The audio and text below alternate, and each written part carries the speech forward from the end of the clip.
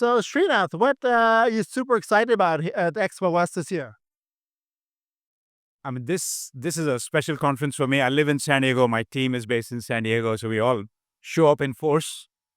We have a number of clients here, from supplement brands to coffee brands. A lot of it is connecting with existing clients, but also what's new from a product perspective. Uh, The other thing that happens is a lot of our agency partners are also around, so we meet them too, talking about 2026 roadmap, new things, AI, all of it. So So, a lot of brands are sort of struggling with the marketplaces because they sort of feel like they should own the customer relationship. But at the same time, you have to be where your customer chooses to shop. So, when people talk to you and sort of try to understand how should I have a strategy where I'm out wherever my customer shops, how do you advise them? great question. I think there have been a number of case studies of people taking very strong positions.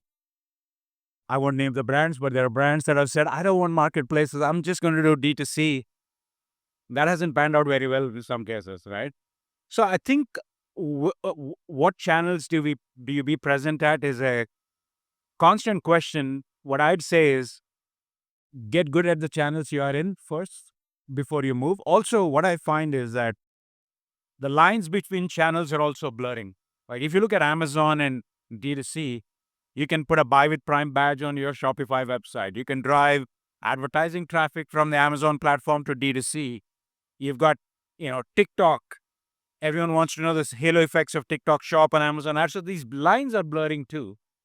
But I would say it's less about how do you expand rapidly, it's more about get each of the channels you are in currently right before you go expand further. That's our point of view.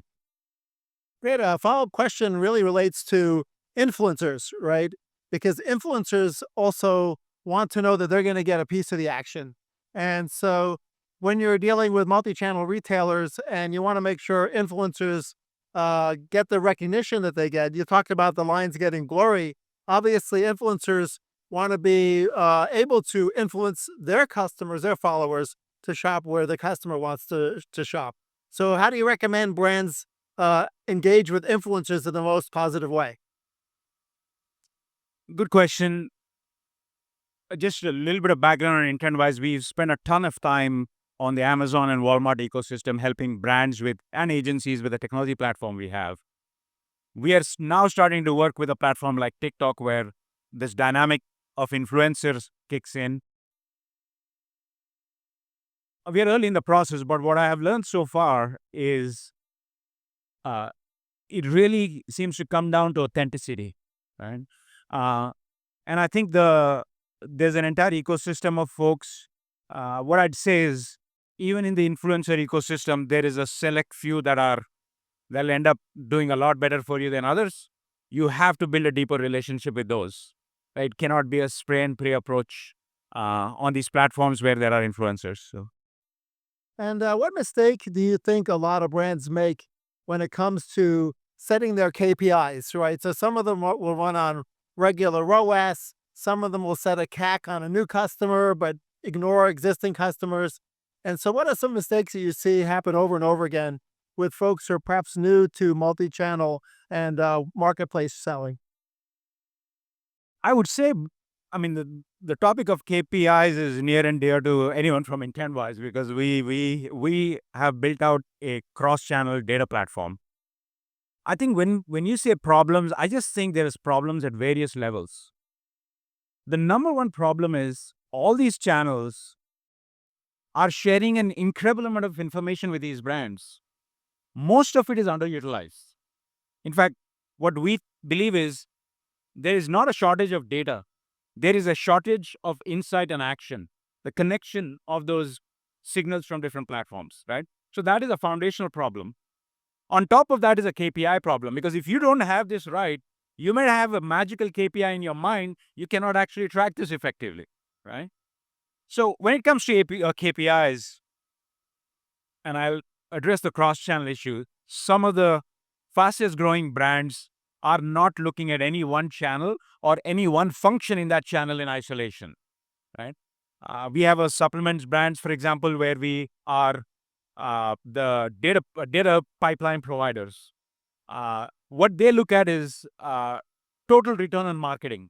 I think they call it TROM, where they are looking at aggregate advertising spend, aggregate total sales, and seeing, and not necessarily making individual channel choices, because there's a lot of halo and cross channel effect. Sure. Right. So I've heard the term TROM, for example. Um, that's one. Second is understanding, are you acquiring net new customers or not? That is a fairly critical question. Now, not every platform gives you the data to understand that, but some of them do. For example, Amazon does, right? So, where the platform is offering you that data, paying attention to net new customer acquisition, cost of acquiring that customer becomes super important. Right? And I would say the third thing is there is what is called upper funnel media spend, right? You're building brand awareness. And then there is lower funnel spend where you're going after people that have very high purchase intent. How do you know your upper funnel is working, right? So that's a constant question, right? Is your brand search volume going up? That is a great proxy for whether your awareness is growing or not, right? You can do all the fancy advertising in the world. That is one of the proxies I would say, right? And on platforms like Amazon and Walmart, is your organic ranking going up over time? Those are some metrics I would consider. Yeah, you make a great point. In my day job, other than running the marketing association, I run an agency. And when we want to understand upper funnel impact, we'll often run split tests in geographies and see what surge in traffic and search query volume comes in on the brand, and whether we're catching that in a paid ad or we're catching it on organic. But on the organic side, obviously, the existential threat is AI and things moving to GEO and zero click. So I think your point about being holistic about your media spend and your marketing spend is very well taken. Any thoughts on GEO and how some of your clients are addressing the zero click search problem? I think it's very early, to be honest. AI conversations happen a lot. Majority of the conversation. Yesterday, I was speaking with a brand uh, and an agency. The topic was, is there too much hype about AI? So, my take, the entire ecosystem is very, very early. Of course, uh, shopping, agentic shopping, growth rates are insane, but they're still at a pretty small base. So, I just think it's all very early. However, I think there you have to start paying attention to the idea of most of us are going to chat GPTs of the world to ask all kinds of questions. Are your products surfacing there when people ask related questions? If not, why not? So those are questions you have to start asking now. But as an ecosystem, I just think it's relatively early for most brands. For sure. Well, have a great show here at Expo West, and I'll look forward to catching up with you again here at the show. Well, thank you for having me, Kevin. Good to see you.